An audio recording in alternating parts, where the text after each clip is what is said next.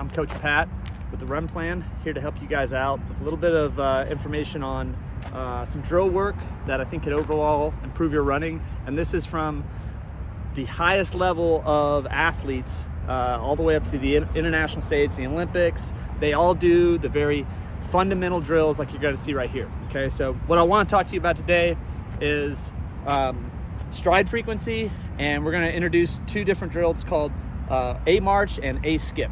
Okay, so the first one, A march, is what I want you to think about is, number one, when we talk about where we want to land when our foot strikes the ground, we always want to try to land under our center of mass, which is our hips. So when I land out in front, my foot has to wait for my hip to pass over for it to come off the ground. Okay, so when we think about vertical forces and stride frequency, we're moving this way when we run, but what I really want you to think about is more of an up and down motion. Okay, so we're going to start off with A march, and I'm moving from, let's say, point A right here to that triangle up there, and I'm just getting a knee high, my core is engaged.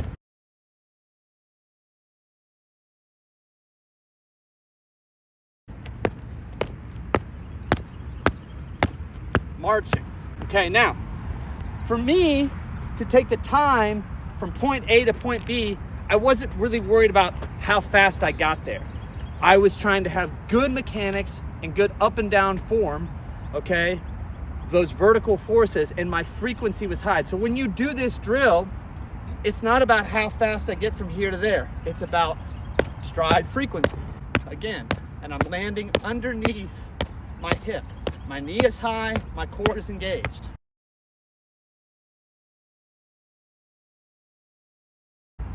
Okay. And when we think about how we're going to apply that to running, a lot of people talk about running on your toes, okay? Or heel striking, and why heel striking is bad. You should run on your forefoot. Focus on frequency, getting your knee high, okay? However fast you're running, that's where your foot's gonna land.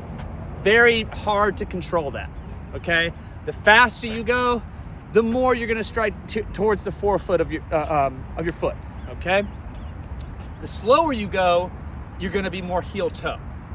All right, so now when we introduce the A skip, all we're doing is we're kind of getting a rhythm, okay, before we start. Now this is a little harder, all right?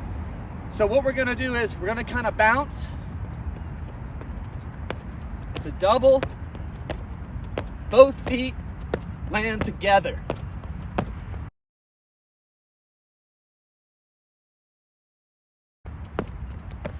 Bump, bump, bump, bump, bump, bump.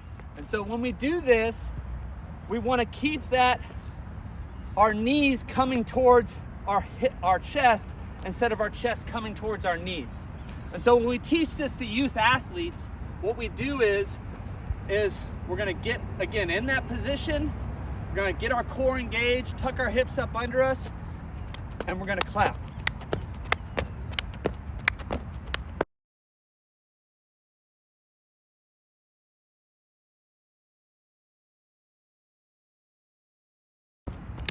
Notice I'm not doing this.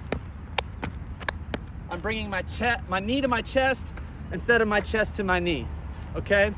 And that stride frequency gets higher. So again, I'm not worried about how long it takes me to get from A to B. I'm just trying to get that frequency high.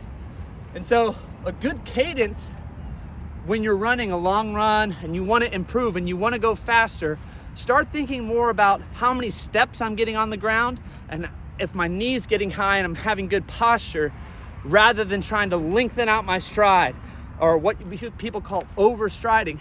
That leads to injury and eventually will lead to you not being the best athlete you can or best runner you can. Thanks a lot.